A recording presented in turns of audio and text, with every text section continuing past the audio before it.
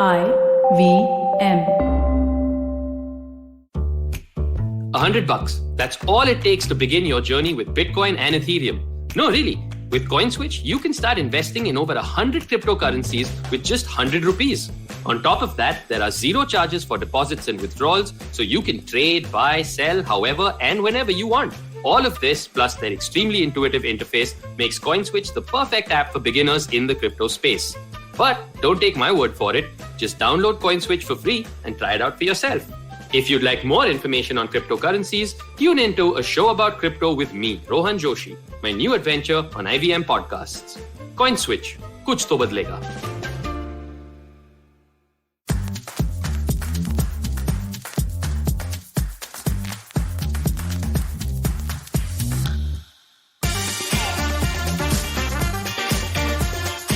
Red flags were trending on Instagram a few weeks ago. You saw these white background posts with tiny red flags and, well, the description of a red flag on it. It was up on stories. There were carousel posts with multiple red flags on specific topics. And you know what? This got me thinking. Are we saying that at the sign of any and every red flag, we should drop everything and run out the door? I mean, is one red flag enough to reject the complete possibility of something? Is it enough to completely judge and reject a person? Or then, is there a limit? Or is there like some kind of a criteria that there should be 5 red flags or 3 red flags? Also, are all red flags red? Or is there a shade card?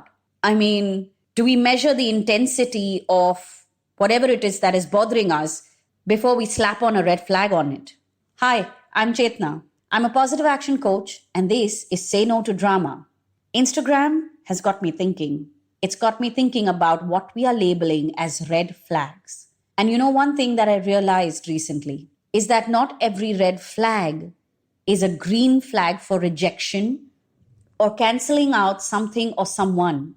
There are some things that we put under the red flag box. There are some things that we dump in that red flag box that we should actually be working through.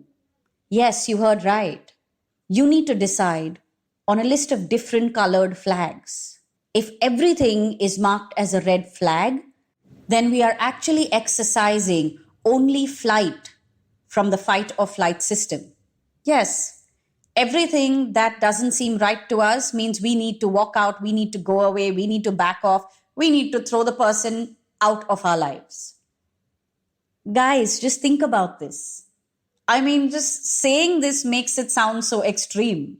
Even traffic signals. You have red, orange, green. There is a transition color. A color that says something's going to change or it's a different mode. But we don't seem to have any other levels of things not being okay for us.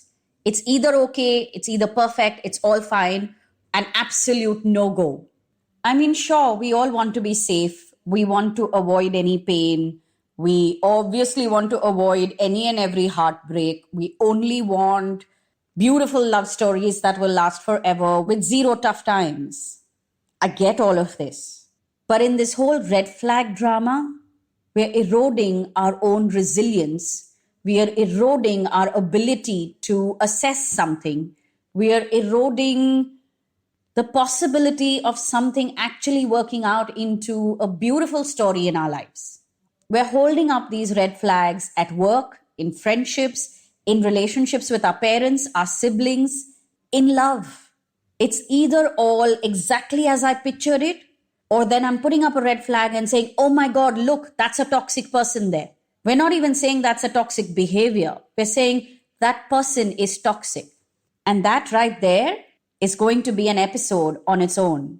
So make sure you tune in regularly to listen to that one because you want to listen to that one. However, coming back to this whole red flag story, we all need to understand that yes, there are certain things that are deal breakers. And yes, there are certain behaviors that tell us a lot about a person, or there are certain circumstances that will tell us a lot about a situation. Sure, but everything that triggers our insecurity or our anxiousness or then flashes on our deal breaker list needs to be assessed before you reject and resist it. You need to ask yourself if there is enough good to deal with the bad, and if the bad is not all in your deal breaker zone. Red flags are deal breakers.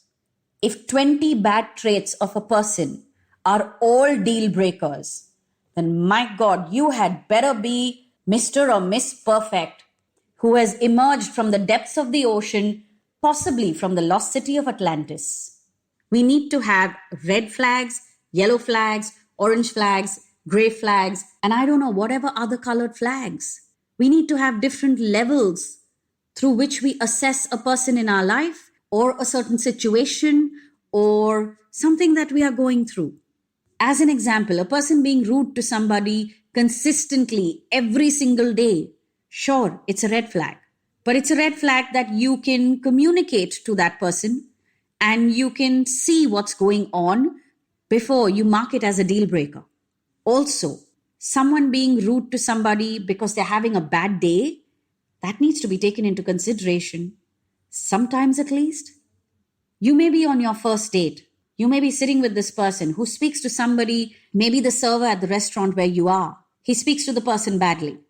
It is something to point out, and it is something to see how the person responds to you. Also, it's not a reason to reject and raise up the red flag right there in that moment. You've got to meet this person a few more times to see whether it's a habit. Is it a bad habit? Is it a reflection of who this person is? Or is there something else that is going on? And this that I'm saying is a very simple example. But we are waving the red flag and we are using it to cancel people and cancel things in our life, left, right, and center. Be careful how you are using red flags. Be careful how you are responding to these red flags. Not every red flag requires us to cancel a person or a situation. Some are there to warn us of a certain kind of danger, but something that we can work through. Maybe we all need to be a little more willing to work through things. Maybe we all need to figure out a new way of assessing what we reject and what we are willing to work through. There are many more interesting episodes coming up in the coming weeks, so make sure you tune in every Monday and Wednesday. Also, if you want to listen to our previous episodes, they're on the IVM Podcast app and website, and you can connect with us on Instagram and Twitter. Our handle is IVM Podcasts. You can also connect with me on Instagram. My handle is Positivity Angel, especially if you would like to sign up for one of my programs or book a consult call. Alternatively, you can head to my website, chetnachakravarti.com.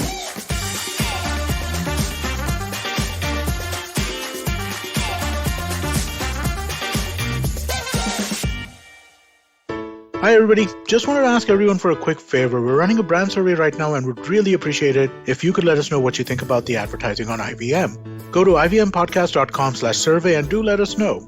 As part of this, we'll be selecting 10 random participants and sending them some IVM swag, so do fill out those surveys. Hey everybody, it's been a great week on the IVM Podcast Network.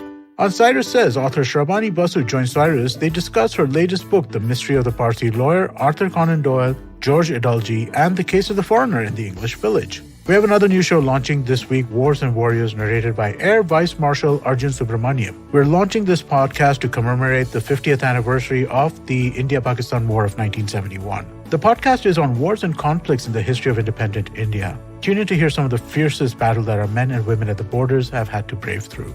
On Smarter with Sid, Siddharth shares the concepts of top-down camp and bottom-up camp. These are different approaches to incorporate changes in one's lifestyle.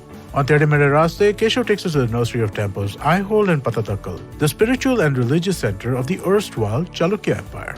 And on Marathi Kirkitun, Dr. Rajiv and Manik Deshmukh, Dr. Preeti Pottar, they discuss her contribution to audio-visual media.